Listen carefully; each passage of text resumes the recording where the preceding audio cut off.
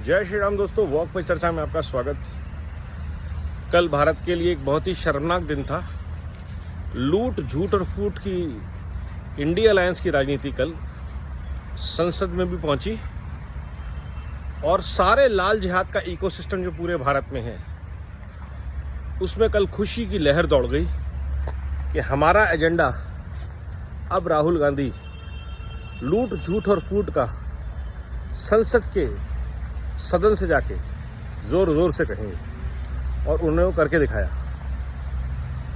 कल की आप राहुल गांधी की इतनी चर्चा देख लीजिए, अभय मुद्रा पे, हिंदू हिंसा करते हैं, डरो मत, जितना नाटक था वो सिर्फ एक ही लिए था कि जिन लोगों ने उनको वोट नहीं दिया उनको बताना कि देखो जी मैं कौन हूं, और भाजपा की जीत को नीचे दिखाना। भारत से, भारत की प्रगति से, भारत के विकास से, भारत की संस्कृति से, भारत के संस्कार से इस व्यक्ति का, इसके विचार का, इसके गठबंधन का कोई लेना देना नहीं है। ये बात दोबारा प्रूव हुई। शिव जी का त्रिशूल हिंसा के लिए नहीं है तो तांडव आपके पिताजी ने किया था। सिखों के गुरु अभय मुद्रा में बैठे हैं तो खालसा तुम्हारे घर से निकलते हैं। क्या बेहुदा, बचकानी और बदतमीज़ों वाली सोच है, शौच है। तो इस व्यक्ति को जब मैं यूनियन ऑफ ऑर्गन्स बोलता हूँ तो कोई अतिशयोक्ति नहीं है। ये वाकई में वो व्यक्ति है जिसके मुंह की जगह उसका पिछवाड़ा लगा हुआ है और मुंह से वो हगता है, और इसने प्रूव किया कल, और ये बार बार प्रूव करता है। आइडिया सिर्फ इतना सा है कि सरकार को किसी तरह प्रोवोक कर दो ताकि सरकार मुझे अरेस्ट करे और देश में मेरा जो लाल जिहाद नेटवर्क है वो एक्टिवेट होकर हिंसा पे उतराए, अराजकता का माहौल हो और हम बोले जी देखो जी बोलने की आज़ादी दबा दी गई है।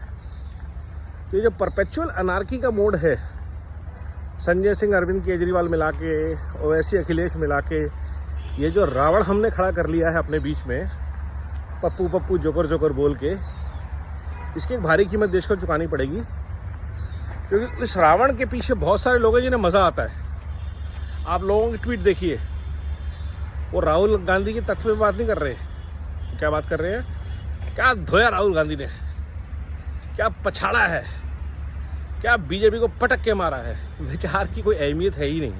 तो उनकी जो ईगो टसल है उसकी कीमत जो है वो पूरा देश चुकाएगा जब वो देश को ऐसी हरकतों से, लूट झूठ से, फूट में डाल के बर्बाद कर देंगे।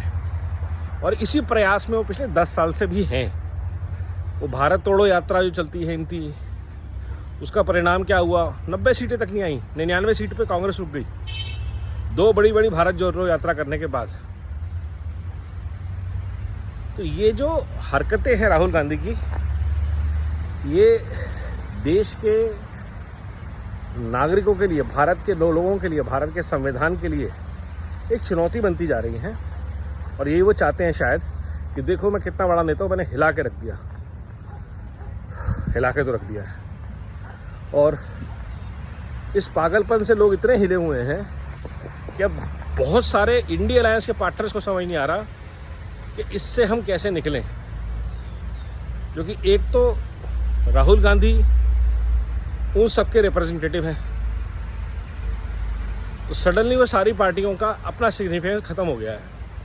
समाजवादी पार्टी को कुछ नहीं करना, ममता को कुछ नहीं करना, सब कुछ राहुल करेंगे।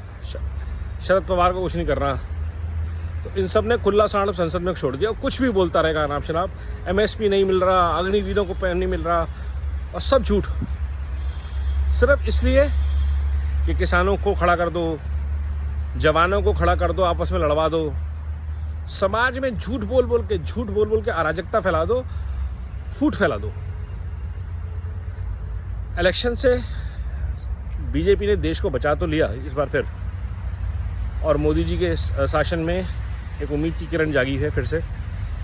लेकिन कब तक हम इन अराजक तत्वों से बच पाएंगे, ये एक बहुत बड़ी चुनौती है। वक्त आ गया है कि हर अराजक, लूट, झूठ और फूट फैलाने वाले नेता को, व्यक्ति को अकाउंटेबल बनाया जाए, इनके खिलाफ एक्शन लिया जाए और इनकी हर हरकत को कानूनी दृष्टि से संविधान के दायरे में रखा जाए। एक रिस्पॉन्सिबल पोस्ट पे रह के आप धर्मों की निंदा, लूट झूठ और फूट की राजनीति कम से कम खुले तौर पे तो नहीं कर सकते। ये मैसेज जाना बहुत ज़रूरी है। वंदे मातरम, नमो भारत, जय हिंद।